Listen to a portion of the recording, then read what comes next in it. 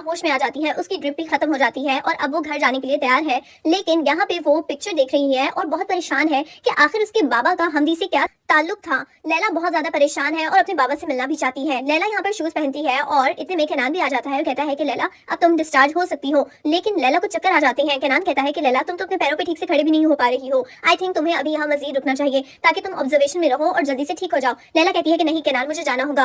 केनान कहते हैं जल्दी क्या है लैला? लैला कहती है कि मुझे कातिल को पकड़ना है केनान, इसलिए मुझे जाना होगा। लैला चली जाती है और केनान यहाँ पे खड़ा रह जाता है। अच्छा, केनान को नहीं पता कि उसके अंदर दुआन की एक पर्सनालिटी है। केनान को नहीं पता कि उसने वो कत्ल किया है, ठीक है ना। तो ये एक बहुत बड़ी कंफ्यूजन है जो मुझे भी थी, तो मेरी दूर हुई है। तो मैं आपको भी बताना चाहती हूँ कि केनान को नहीं पता कि दुआन उसके अंदर रहता है और दुआन ने ये कत्ल किया है। यहाँ पे हम देखते हैं कि लैला और केनान जाने लगते हैं कि एक बच्ची आती है और वो कहती है कि हेलो, मैं एक यूनिवर्सिटी स्टूडेंट हूँ और मैं अपनी जो है फीस और बाकी जो मामला हैं, एक्सपेंसेस पूरा करने के लिए मैं बुक सेल करती हूँ, तो आप कोई बुक खरीदना चाहोगे? तो केनान और लैला बहुत इंटरेस्ट शो करते हैं, कहते हैं कि हाँ जरूर, हम आपसे बुक खरीदेंगे। तो वो यहाँ पे उसकी हेल्प करने के लिए आते हैं। जब वो उस बच्ची की बुक कलेक्शन देखते हैं तो वो बहुत ही अच्छी होती है और काफी राइटर्स ऐसे हैं जो कि लैला और केनान के फेवरेट है। तो केनान कहता है कि तुम मुझे अपना नंबर लिख दो, मैं सारी बुक्स तुम्हारे से खरीदना चाहता हूँ, तुम्हें पेमेंट कर देता हूँ। वो अपना नंबर केनान को लिख देती है और इस तरह केनान उसकी हेल्प करता है। लैला को बहुत खुशी होती है। केनान एक बॉक्स, 2 बॉक्स भर के बुक्स के ले आता है, अपनी गाड़ी में रखता है। लैला कहती है कि केनान मेरे फेवरेट राइटर की बुक सेपरेट कर देना। केनान कहता है कि ठीक है। उसके बाद लैला केनान का शुक्रिया अदा करती है और कहती है कि अगर तुम ना होते तो मैं मर जाती, इसलिए तुम्हारा बहुत शुक्रिया। केनान लैला को कहता है कि इसमें शुक्रिया की कोई बात नहीं है।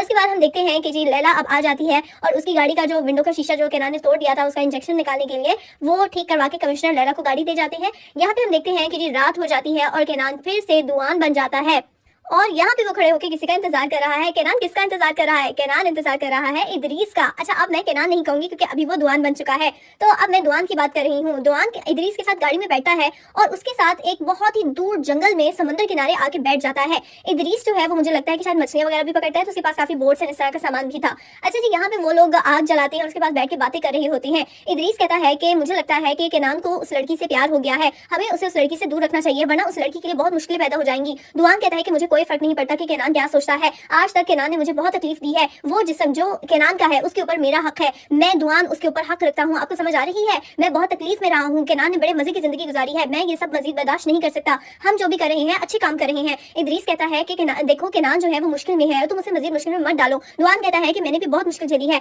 इदरीस कहता है कि मुझे शुरू में डर लग रहा था, मुझे समझ नहीं आ रही, मुझे लगता है कि ये सब कुछ और कॉम्प्लिकेटेड हो जाएगा। तो आगे से दुआन कहता है कि मुझे फर्क नहीं पड़ता, आपको अगर मेरा साथ नहीं देना तो कोई बात नहीं, हम अपने रस्ते अलग कर सकते हैं, लेकिन मैं ये काम जारी रखूंगा। इदरीस कहता है मैं मरते दम तक तुम्हारे साथ रहूंगा दुआन। यहाँ पे हम देखते हैं कि दुआन इदरीस से कहता है कि आपको अच्छी तरह से पता है कि मेरे ऊपर क्या गुजरी है, वो चीखें, वो आहें आज तक मेरे कानों में गूंजती है। यहाँ पे हम देखते हैं कि एक बचपन का सीन दिखाया जाता है दुआन का, कि जब वो छोटा सा था, 7 साल का था, तो वो जिस आई थिंक वो किसी ऑर्फनेज में ही रहता था, वहाँ पे एक लड़की थी ज़ैनब, वो उसको बहुत पसंद करता था। उस ऑर्फनेज में आग लग गई थी, तो यहाँ पर हम देखते हैं कि दुआन ने उसको बहुत ढूंढा, ज़ैनब को, ज़ैनब ज़ैनब करता रहा, लेकिन ज़ैनब मर गई थी और यहाँ पर उसका एक छोटा सा वायलिन वो छोड़ गई थी, तो वो वायलिन उठा के दुआन ने संभाल लिया था। और उसके बाद दुआन ज़ैनब को मरते हुए देखकर, यानी उसको आग लग गई थी, तो बहुत रो रहा था और फिर कोई और आदमी आया और वो फौरी तौर पे दुआन को उठा के उस जले हुए ऑर्फनेज से बाहर ले गया था। दुआन बच गया लेकिन ज़ैनब मर गई थी। तो यहाँ पे दुआन इदरीस से कहता है कि मैंने बहुत बुरा वक्त गुजारा है, वो आहें आज तक मेरे कानों में गूंजती हैं, और हम अगर बुरे लोगों को मारते हैं, हम उनका कत्ल करते हैं, तो हम कोई गलत काम तो नहीं करते, हम तो यहाँ पे जो मासूम लोग हैं उनको बचाते हैं। तो आप अगर मेरा साथ देना चाहते हो तो आप देते रहो। इदरीस कहता है मैं तुम्हारा साथ जरूर दूंगा दुआन, और हम ये काम जारी रखेंगे। उसके बाद इदरीस उठ के आता है दुआन के पास और उसको वो वायलिन पकड़ा देता है जो कि ज़ैनब का वायलिन था। जैसे ही दुआन उस वायलिन को पकड़ता है तो वो बहुत ज्यादा रोता है, उस वायलिन को सूंघता है और उसके बाद उसको बजाता है एंड रोता रहता है। उसके बाद हम देखते हैं कि इस रात दोबारा से दुआन एंड इदरीस ने मिलकर कत्ल करना था एक और बुरे आदमी का। तो यहाँ पे हम देखते हैं कि इदरीस जो है वो गाड़ी में वेट कर रहा था और दुआन एक बहुत बड़ी सी हथौड़ी लेकर एक आदमी का पीछा कर रहा है। ये आदमी कोई बुरे काम करता है, अच्छा ये नहीं बताएगा कि क्या बुरे काम करता है। खैर इसी तरह से दुआन उसका कत्ल करता है और इदरीस उसकी मदद करता है लाश को छुपाने में। सो दोस्तों, अगर आपको मेरी वीडियो इतना अच्छा लग रहा है तो प्लीज मेरे चैनल को सब्सक्राइब कर देना, इससे आपको मेरे हर न्यू आने वाले वीडियो की अपडेट सबसे पहले मिलेगी, आपको सबसे पहले न्यू वीडियो फ्री में देखने को मिलेगी। सो प्लीज सब्सक्राइब कर देना, इससे हम कनेक्टेड भी रहेंगे। तो जी रात का सीन खत्म हो गया, दुआन जो है वो सो गया और अब जाग गया है केनान। सुबह होते ही केनान को एक ईमेल आती है और एक कातिल जो जिसने कत्ल किया है हमदी का, वो ईमेल करता है केनान को। केनान जैसे ही वो ईमेल पढ़ता है वो बहुत परेशान हो जाता है। उस ईमेल के अंदर लिस्ट मौजूद होती है उन तमाम लोगों की जिनका वो आदमी दोबारा से कत्ल करने वाला है। केनान बहुत परेशान हो जाता है और वो अपने न्यूज चैनल की ऑनर को कॉल करके बताता है कि मुझे कातिल ने ईमेल की की है जिसमें लिस्ट मौजूद है उन सब लोगों की जिनका वो कत्ल करने वाला है। मुझे तो समझ नहीं आ रही कि ये कातिल आखिर मुझसे चाहता क्या है।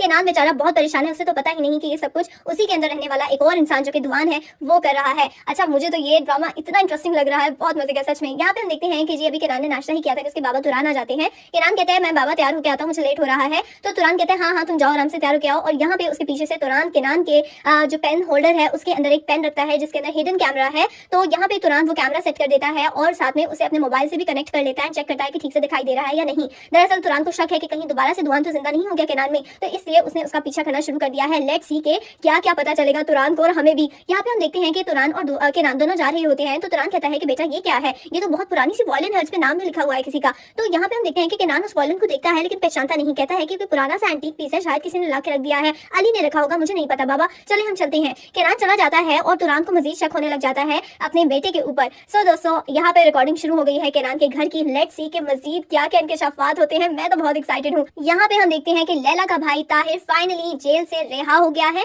ताहिर ने अपनी फैमिली को नहीं बताया था कि एग्जैक्टली वो किस दिन और किस वक्त रिहा होने वाला है, तो यहाँ पे अपनी फैमिली को सरप्राइज देना चाहता था। खैर वो रिहा होता है, यहाँ पे उसका बेस्ट फ्रेंड उसको रिसीव करने के लिए आता है, उसको देख के बहुत खुश होता है, उसको गले लगाता है। हमदी के कत्ल की न्यूज और उसके ऊपर जो इन्वेस्टिगेशन चल रही है वो सारी अपडेट्स बैठकर यहाँ पर लैला के बाबा पढ़ रहे हैं और लैला की मॉम आती है और उन्हें कहती है कि आप मेडिसिन खा लो, कितने में लैला भी आ जाती है। तो वो लोग लैला को देख के बहुत खुश होते हैं और लैला की मॉम कहती है कि बेटा हमारे साथ खाना खाना। लैला कहती है मुझे बाबा से प्राइवेटली बात करनी है। लैला की मॉम थोड़ा नाराज होती है लेकिन वहां से चली जाती है। लैला अपने बाबा के साथ प्राइवेटली बैठ के बात करती है, कहती है कि बाबा मैं आपसे कुछ पूछना चाहती हूँ, आपका हमदी से क्या ताल्लुक है, क्या आप उसे जानते हैं? तो यहाँ पे लैला के बाबा साफ इनकार कर देते हैं, कहते हैं हमदी नहीं, मैं उसे क्यों जानूंगा, मेरा उससे कोई ताल्लुक नहीं है। बेटा कौन है वो, लाइक मुझे बस ये पता है कि उसका कत्ल हुआ है, तुम उसको इन्वेस्टिगेट करियो, दैट्स ऑल। तो लैला कहती है कि अच्छा। उसके बाद लैला अपने बाबा को पिक्चर देती है। यहाँ पे हम देखते हैं कि लैला की मॉम और जो लैला की भाभी है वो दोनों विंडो से खड़े होकर देख रही है कि चल क्या रहा है, लेकिन उन्हें आवाज नहीं आ रही। अच्छा ये लैला पिक्चर पकड़ाती है अपने बाबा को, कहती है कि अच्छा तो फिर आप हमदी के साथ इस पिक्चर में क्या कर रहे हैं? लैला के बाबा जैसे ही अपने आप को इस पिक्चर में देखते हैं तो वो घबरा से जाते हैं और कहते हैं कि मुझे कुछ याद नहीं आ रहा, और कहते हैं ओह अच्छा अच्छा बेटा तुम्हें ये पिक्चर कहाँ से मिली, ये तो अरहान का दोस्त है, ये अरहान का फ्रेंड है, उसके साथ बिजनेस कर रहा था, कोई खाने का बिजनेस कर रहे थे ये, और बस म्यूचुअल फ्रेंड्स की वजह से ही हम मिले थे और शायद ये तभी पिक्चर ली गई थी। हाँ मुझे बस ये पिक्चर याद है, इसके अलावा मेरा हमदी से कोई ताल्लुक नहीं है। लैला कहती है क्या बिजनेस, बिजनेस का नाम क्या था?